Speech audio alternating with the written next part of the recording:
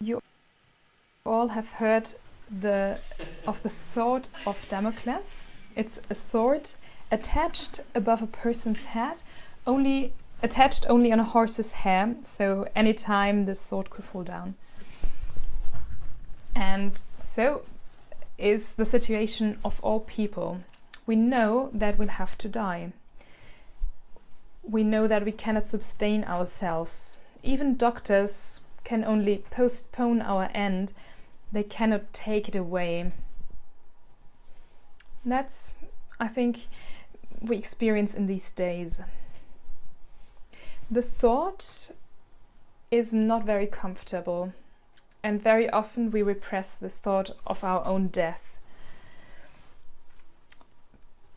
But it's like trying to press down the lid on a pot of boiling water, so it takes a lot of energy to repress this thought of our own death. So today it's a wonderful day to reflect on our own death, because today death has been conquered and Jesus had the victory. Because it's not true that we have to die alone, that this loneliness which we fear, we have to live alone. Because Paul says that we can die together with Christ, so there are two of us. Death itself has changed. It's not as it was before the historic Good Friday, because Christ has conquered death. You could imagine a serpent, and so she was withdrawn her poison, and the serpent has no longer the power to kill the person, but only to numb the person for a few hours. St. Paul says, "Death has been swallowed up in victory. Where, O death, is your victory? Where, O death, is your sting?" But how has Jesus conquered death? Would he escape from death? Would he evade it? Or would he, like a superhero, make the enemy run away? No, he conquered death by dying himself. He conquered it from within. It reminds me of my childhood. On Sundays we went for a walk and we would pick nice blackberries. But as always, the biggest and sweetest blackberries were farther away. So we went deeper into the bushes and thorns.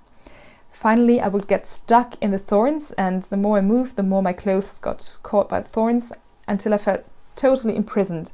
My father would try to save me, but his arms weren't long enough to reach me, so he had to go into the thorns himself to free me. And that's what Jesus did for us. He freed us from our entanglement into the evil and to sin by suffering death himself. When we are going to celebrate this liturgy together in a few minutes, I'd like to invite you to participate actively, that together with Mary, John and the other women, stay on the foot of the cross. And it might be helpful that you prepare also a cross where you are, to put it next to your computer, for example. This liturgy will start uncommonly. There won't be any sign of the cross, but the priest in front of the altar, and we ourselves are kneeling down for a moment.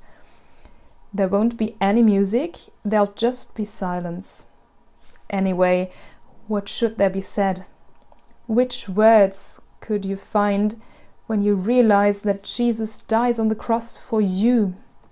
When you realize that God is dead?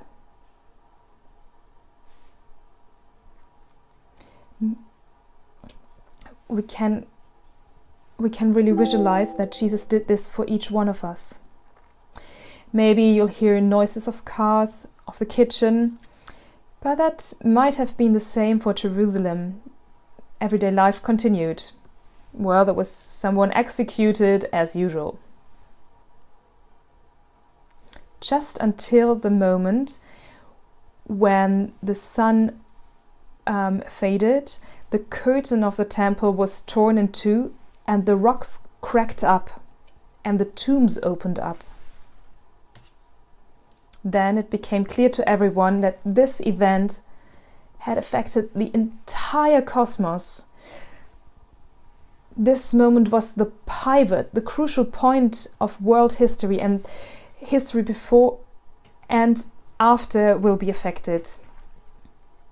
And that's why we're keeping silence, that not only the rocks in Jerusalem would crack up, but also our hearts of stone shall be healed.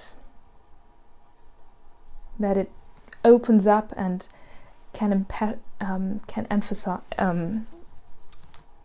can feel again. There won't be a celebration of the Eucharist today, but there are three main parts in the liturgy. First, the liturgy of the Word with 3 lectures and the big prayer of intercession. Second, the veneration of the cross. And the third, the celebration of communion. Today we take a long time for intercessions. That's because when we look on to the cross of Jesus, we open up our hearts so we can feel the suffering of our brothers and sisters. But it's also because the passion of Christ is continued in the sufferings of the poor, the sick, those who are suffering and those who are persecuted. I think it's good to take this time to intercede also for our personal intentions, and if we put them into the open heart of Jesus. In the second part, we're going to venerate the cross. During Lent, all the crosses have been wheeled so that we are not any longer used to see them. And now the wheel will be put down in 3 steps. We're going to sing, "See the cross on which the Lord has hung the salvation of our world." And we answer, "Come, let us adore." The sign of the curse, this cruel means of execution, has become for us the sign of salvation. We have to get aware of this, what this means. It has also been called the plank, the board of the ship, which has saved us from our world's shipwreck.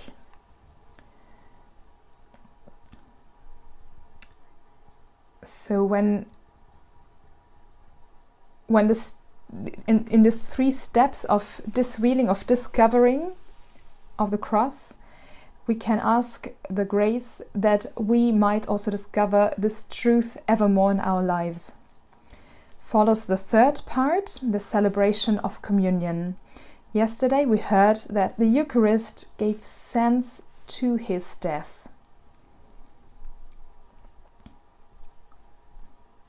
And therefore, the celebration of communion is important on Good Friday. Even when we can't be physically present, we can partake. This also gives sense in advance to our own death.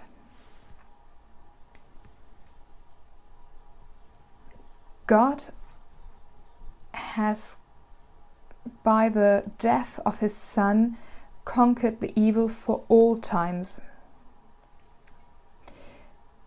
And he would do it again and again, if it was necessary, for every single one of us. Jesus would relive the Passion for every single one of us. There is a wonderful image in nature that Jesus applies himself. He says, "Unless the grain of wheat doesn't fall into the ground and dies, it'll stay alone. But if it dies, it'll bear plentiful fruit." And Jesus himself is this grain of wheat which dies alone. But since his resurrection, he isn't alone anymore, because in the resurrection we can be with him.